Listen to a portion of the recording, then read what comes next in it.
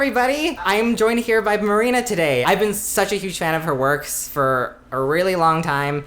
And yeah, thank you so much for coming. I'm so honored to have you. Thanks for having me. Yeah. I feel like we're doing a little interview or so. We're not. Yeah, no, right. Yeah. So how did you get started? What's it like being a woman? No. Well, let me tell you. We're going to be talking about something that I feel gets thrown a lot at me. Like on a decently regular basis. I don't know about you. Yeah, definitely. Definitely a lot. Cool. Actually, I heard that on Twitter earlier. Cool, just making sure. I didn't want to assume. This idea of Asian privilege, because a lot of times when there are Asian Americans, especially on Twitter, who are just very vocal and like they're trying to advance conversations and like teach people and like uplift other identities and just talk about like shit that's fucked up, like, you know, I think usually it's specifically about race, like when Asian people are tweeting about Black Lives Matter, when they talk about immigration and like, you know, labeling people as illegal, usually there's always one white person that has never engaged with us before. Yeah, doesn't care about any kind of, like, would never care about any, like, earnings gaps or wage gap or anything like that. Not really. They would always say something akin to, like, what the fuck is this Asian person doing? Like, what place do they have in this conversation? Because Asian people are basically white, they're so privileged, and, like, they probably even make more than white people, and who the fuck are you to be saying this thing? Like,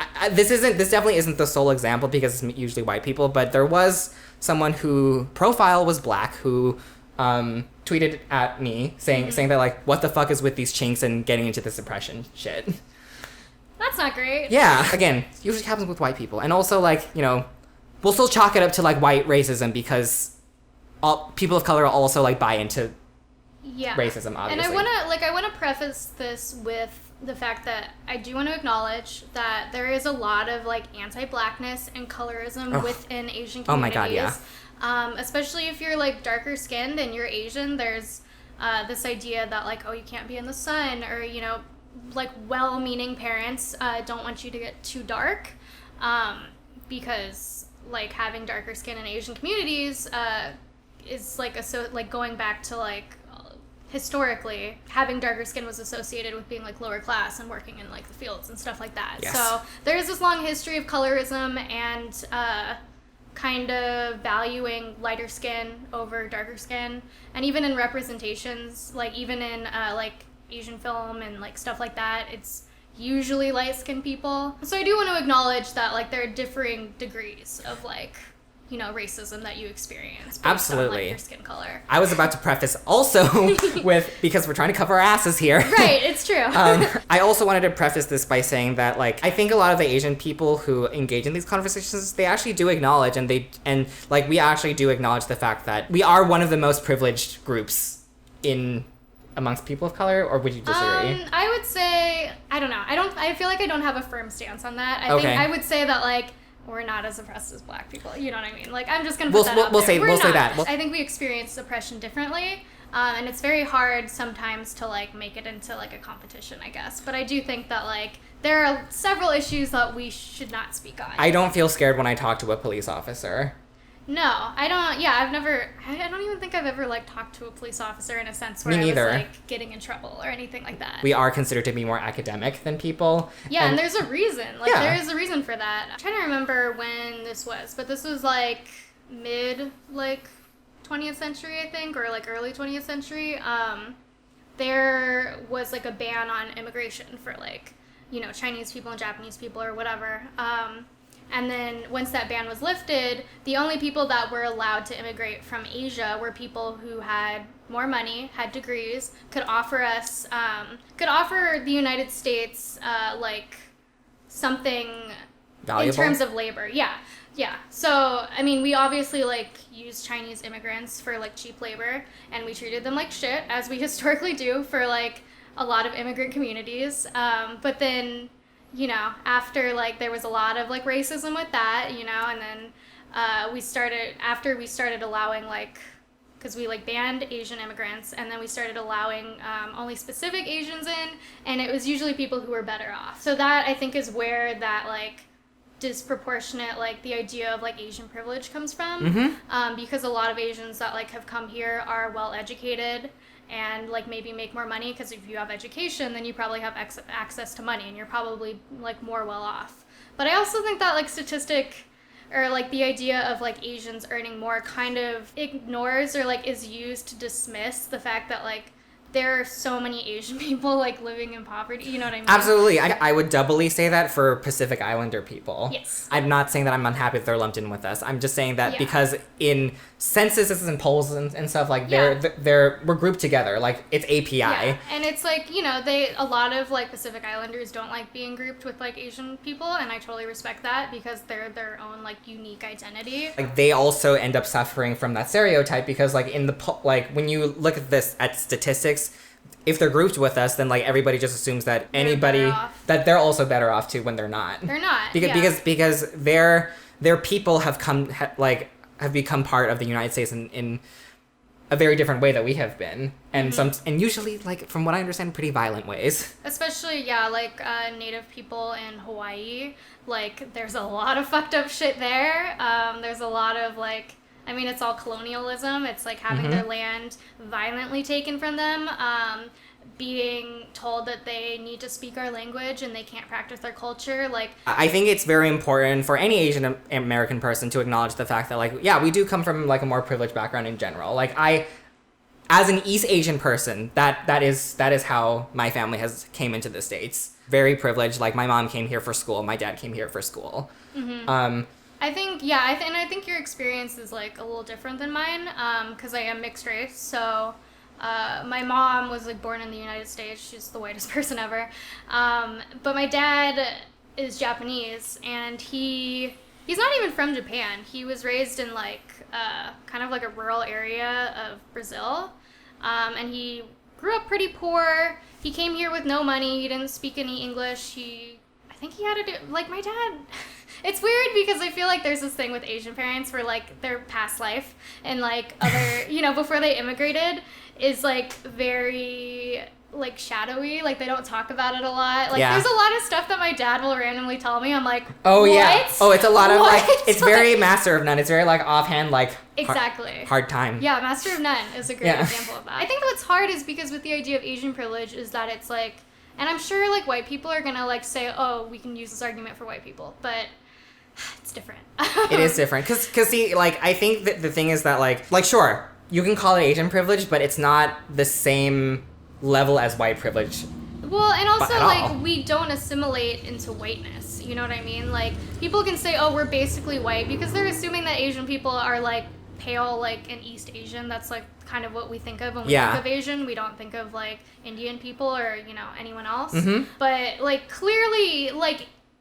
People don't look at Asian people and think, oh, you're white. You know, we haven't, like, assimilated into whiteness in the same way, like, Italians have. I do think, though, that, like, a lot of people in our community is, like, unknowingly aspired to that in a way. I used to, like, do that when I was younger. Because I'm mixed, so, like, if someone would say, oh, like, you don't look that Asian, or, like, oh, I didn't even, like, recognize that, because... You know, people read me differently depending on their, like, experience with race and how they, like, view race. I would take that as, like, a compliment when I was younger. I'd be like, oh, wow, I look white. Like, amazing, you know? Like, to me, that was, like, definitely framed as being a good thing, you know? Like, being Asian was other, and being white is, like, what you want it to be. It was normal. There's just, like, a treatment that, like, kind of makes you feel like, well, like, white people are, like, a little bit more comfortable... with you. You mean like being mixed or being Asian? Like just being Asian. Mixed too, but like Asian, like just Asian. Yeah, I would think so. Because like that also because I think that feeds into this, you know, very long-standing idea of the model minority and how like we're like the good ones. We're the ones that genetically have enough ability to work really hard and pull ourselves up by our bootstraps. And we're like used as this like token to try and be like, oh well, if Asian people can do it, why can't black people? I'm like, please don't use Asian people to be racist. Just because like we have those things doesn't mean that you have the right to invalidate things that we're angry about or things that are hurting us. I obviously realize that talking about Black Lives Matter is more important because it's violent and there are people's lives at stake as opposed to like whitewashing in a movie. Yeah, there's like a different level of like one is like physical violence and the other is kind of like abstract. I mean, depending on your definition of violence, but it's more like abstract violence. Yeah, emotional self-esteem violence. Yeah, I don't know if I'd use the word violence, but like some people do. So, right. And like when I talk about those things, like I don't want to play oppression Olympics. Like we have it as bad as Black people and Latinx people because I personally feel like I personally do not. I think it's really important too to like contextualize what conversations we're talking about. Like if it's a discussion about like Black Lives Matter or like police brutality against like Black and brown people, but particularly Black people, like it's not. Like our opinions are not like the most important, you know what I mean? Like our job, I feel like as allies to like, you know, people of color that are, you know, Black or non-Asian or whatever, I think is to like uplift those voices and to stand in solidarity. Like wielding what little privilege we have in a way. Yeah. I mean, there are larger conversations of racism that I think we can speak on as long as it's not like specific to something we don't experience. You know what I mean? Like I don't have to fear for my life around police, you know, so that's like not an issue that like affects me. Yeah, it's just that we have empathy. What is empathy on the internet? That term Asian privilege is also thrown at us when we try to uplift those causes, right? Like I think a lot of people are like, why are you acting as an ally towards this? Like you don't know anything about what this is like. And it's almost always, like, white people who are using it and, like, they're not engaging in good faith. Like, it's not like they give a fuck about racism normally. No, they're not just really. using it to, like, delegitimize the conversation. Yeah. You know? And I'm sure they would be using some other derailment tactic if it was, like, a Black person speaking on totally. it or, you know, another person. Oh, like, I think, I've talked about this before where, like, I think it's always a catch-22, right? Because it's like, if I'm talking about an experience that affects me, my identity, then someone will be like, oh, well, like, I have, like, this other Asian friend that, like, is totally cool with this, or like, oh, well, you're just one person. Who knows what everyone else thinks? Yeah. Or if I'm trying to be an ally towards another cause, then they're gonna be like, well, like you're not even like of that identity, so like, what do you know? Yeah. It's kind of like no matter what you do, like you're kind of getting penalized for speaking on racism. Yeah. About it. I definitely don't want to make it sound like we're playing oppression Olympics, but when I speak about whitewashing, the way that it can really negatively harm Asian American children, I think it's really shitty when somebody tries to tell me that it's not important. Yeah, I mean, I don't love the idea that you can't like care, that you can only care about one issue at a time. Like I don't love the idea that like if you're speaking on one thing that, you know, someone perceives as not being that big of a deal, it doesn't mean you also don't care about like larger issues. See, I also think that's like a huge tactic of derailment, like for the internet at large, right? Like like a lot of people are like, oh well, like why aren't you tweeting about this thing? Why aren't you tweeting about this thing? And I'm like, it's one tweet. I'm like, if you were actually to like engage with my Twitter and my social media, you would see that I have talked about that. You know what I mean? They just are finding a reason to like derail the conversation. It's not like they actually want to have a conversation with you. It's not like they actually want to try and understand what you're speaking on. They're just using it as like a token to, you know, I feel like I get this a lot too with like, oh, what about women in like third world countries or whatever? It's like, you don't give a fuck about women in third world countries. Yeah, I'm like, what have you done lately? Right? It's like you only care about this stuff when you're trying to like stop other people from like speaking on their experiences. Totally, yeah. Like you're like I haven't seen what you've been doing lately. Like if you care so, oh my god, I hate it. I hate this so much. Like Get Out does a really great job, like kind of encapsulating the way that we are stuck. I love Get Out. Yeah. Get Out is so good. It's so good. Like the way that we are triangulated between like white and Black people and like how trying to be more white is to play up our anti-Blackness. Yeah. And I definitely know like Asian people that engage in this, you know. Oh yeah, of course. I mean like that's indicative of a level of privilege, I think, right? Like yeah, I mean we're like the way the model minority myth is like a false stereotype, but it's still like I don't like the idea of positive stereotypes, but it's I think a level of difference between a positive stereotype and a negative stereotype. Yeah, we do benefit from that stereotype in a way. Yeah, and you know, a lot of Asian people use that to their advantage. But I also will say that we also don't benefit from that stereotype sometimes because there is like a certain ceiling because like we're seen as like really hardworking, like really good at math and like technical shit. But it's also all in terms of like what can you offer like capitalism a little bit. We can do accounting, we can do business things, and we can like help you fix your MacBook or whatever. But you're a little bit too like docile and like not assertive enough to like be like a CEO or a leader. You know, that's very true. Yeah, right? So. Like when you do express your anger, like, oh my god, you're like so aggressive. Like you're so this, you're so that. And I'm like, again, I'm just expressing my opinion here. Yeah, like, stop shoehorning me into your, like, stereotypes of what you think an Asian person is. Our privilege specifically is a lot more fragile than white privilege, too. Yeah, it's conditional. Yeah, it's conditional because like, need I point out the United debacle, the United Airlines? Oh, was the person that they? Because I feel like I didn't like keep up on that. Oh, it was a Chinese. It was a Chinese person. Okay. Yeah. I didn't realize that it was a Chinese person. Yeah. Yeah, that's fucked. Yeah, white people are willing to throw us under the bus too. Oh yeah, when it's convenient. Like I feel like they're willing to use us as a way to like bring down other POC. But as soon as, like, it becomes inconvenient for them, they're like, whatever. Oh my god, you're so hardworking. Like, come and like, partake in some of this whiteness. But then, like, if we step one foot out of line, they're like, you're Asian. Yeah, I kind of can speak on this in terms of, like, high school, because I went to a very white high school.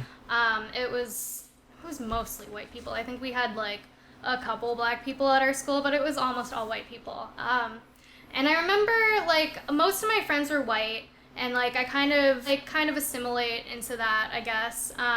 But also, like, I was always made very aware, like, oh, by the way, you're Asian, you know, just with, like, little comments, like, oh, well, you're good at, you know, typing or whatever because you're Asian, which... What? Like, oh yeah, no. What does that have to do with it? People would say that. I mean, like, it honestly became like a really self-hating inside joke because I went to a school that was predominantly Asian and white. Yeah. Like half and half, more half and half, and so like Asian people to Asian people, white people to Asian people, they would always say like, oh well, like you just did well because you're Asian. Yeah, that's a really good point. Like, just the idea that our race is used to like invalidate our, you know, like successes. And when we do well, it's just because of our race, you know what I mean? Which is like, is that not racist? Like, that's a little racist, but I kind of can, I mean, I don't really get it, but I can see like maybe why someone would think that that's a better like, if you have to be stereotyped, I think people would be like, well, it's better to have a positive stereotype. Sure. And I get that, but also like maybe we could just not stereotype people. Yeah, like it's like a double-edged sword, because in a sense it's like if you do well and you fit into the stereotype, well, it's because you're Asian, but if you don't fit into it, then it's like you're a bad Asian, kind of. So it's like there's no real way to win with that stereotype, because either you're just like like it's only because you're Asian that you're, you know, doing well in school, or you're a doctor and like super successful or whatever. But then if you don't fit into that, then you must be doing something wrong because you're Asian. So why aren't you like academically inclined, you know? Well, if you don't fit into the stereotype, I don't know really what to do with you. Yes. Because like I've definitely felt that as an Asian American who was trying to break into the entertainment industry, like, oh my god, like it was very clear to me that people didn't want to cast me because I wasn't like a leading man role and I wasn't masculine enough for them.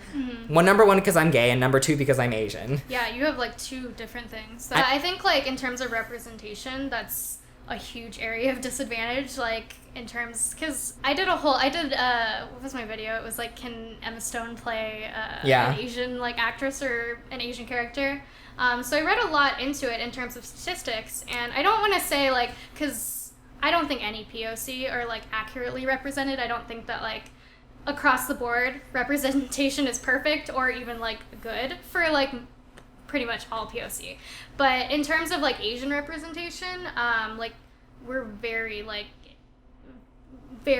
unrepresented. I'm trying to think of a good word for this. Like, it's going to be an all-white cast, and there's going to be, like, one person of color.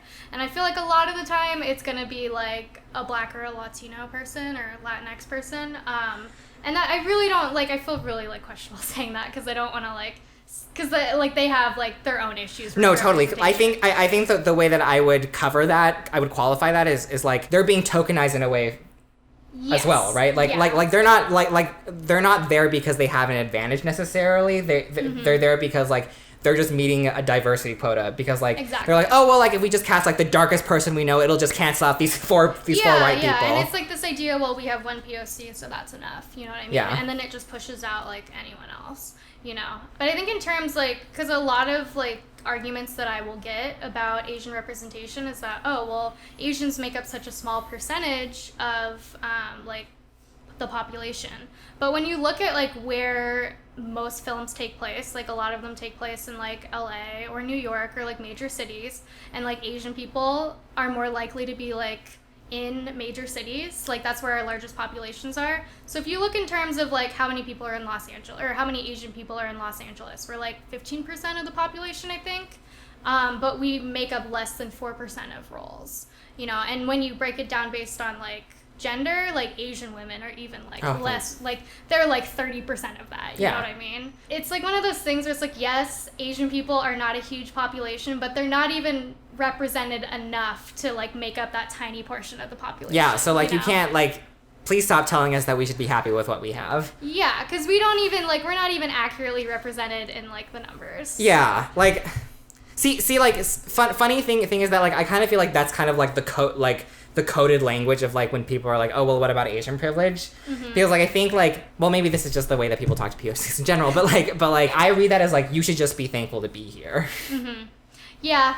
Like, you should just be thankful that we're allowing you to be in white America. Yeah, and it's conditional in the sense that, like, oh, well, remember how bad it used to be? Like, we could always, like, take it back a little bit. I don't know. Yeah. There's, like, this overwhelming sense of, like, we're accepting you, but... We're, like, tolerating you. We're tolerating you. Yeah, I read a really good article, I think from The Establishment, talking about the difference between, like, tolerating, like, LGBT people rather than, like, that's embracing them. See, that's why I never really like the word tolerating or creating a tolerant society. You tolerate something that's annoying. You tolerate something that's bad. You know what I mean? Yeah. But it doesn't mean you like it there. Like, if it was up to you, like, they wouldn't be here. Yeah, exactly. I mean? It's just... The Establishment is great, by the way. I love them. I love them, too. Ash, what would your focused response be towards somebody that said, what about Asian privilege? I mean, my main thing is, like, you're derailing the conversation. But also, I think, if you're using the term Asian privilege, then... I advise you to look more into what that is and look more into, like, why the model minority myth is a myth and, like, why it's a problematic thing to, like, use as an argument. I mean, my big thing is just, like, educate yourself more, listen to Asian perspectives, always, like, listen to the perspectives of, like, Asian people if you're criticizing them. Like, I think it's good to get, like, the full story and not just, oh, well, this is a privilege, but let's look into why it's kind of a double-edged sword, why it's not so... It might be a slight advantage, but also it's coupled with all of these disadvantages. You know what I mean? If you have any, like, articles or, like, bloggers or anything, maybe we could, like, link them below. Yes, we will link them below. We will link resources because I've gotten a lot of shit before from people being like, you mentioned articles, but, like, you don't, like, link them. I'm like... I always forget. I forget sometimes, but also for me, I'm like, I'm sorry, do you pay me? Yeah, do you pay my bills? Because, like, you can just Google it yourself, too. Anyways. I think if like, POC or, like, people who experience a type of, like, marginalization that you don't experience call you out, it's really important to listen to them. Stop wielding that against Asian people because that's really stupid and shitty and uneducated. If you're a white person using that against an Asian person, you're probably wrong for using that. Yeah, and I don't believe that's a good faith argument that you're making. Like, no. I don't think that you have good intentions when you use that argument. I'm sure that, like, maybe some Asian people talk about Asian privilege, and I'd be, like, interested in those, different perspectives, but I think if you're not a person who is Asian and you're trying to talk about, like, our experiences, then maybe you should listen to us first. See, that's the worst part, is that, like, you're just trying to teach me about how I should feel about myself. Exactly. And it just makes me think, like, you don't understand the Asian experience. Like, not that it's one monolithic experience, but if you think that, like, being shoehorned into a stereotype is, like, a super fun, positive thing, then you probably don't know what it's like. You know, I'm not saying it's, like, the worst stereotype, but it is a stereotype, and it is kind of shitty. Yep. So. Marina, thank you so much for gracing me with your presence. Oh, of course. Thank you for having me. Yes, I've watched you for a really long time. Would be creepy in any other context, but... Yeah, I know, right? Although when you followed me, I was like, oh my god, I recognize that. Oh, like, thank you. Thank you. So, yeah, please like and subscribe and also give some love to Marina. Yeah, we also made a video on her channel, so please check that out. I will link that also, if I remember. And I forgot to say that in my video. No, it's fine. I'll put it in the description. And thank you so much for watching. We love and appreciate you, and we'll see you next time. Bye! Bye!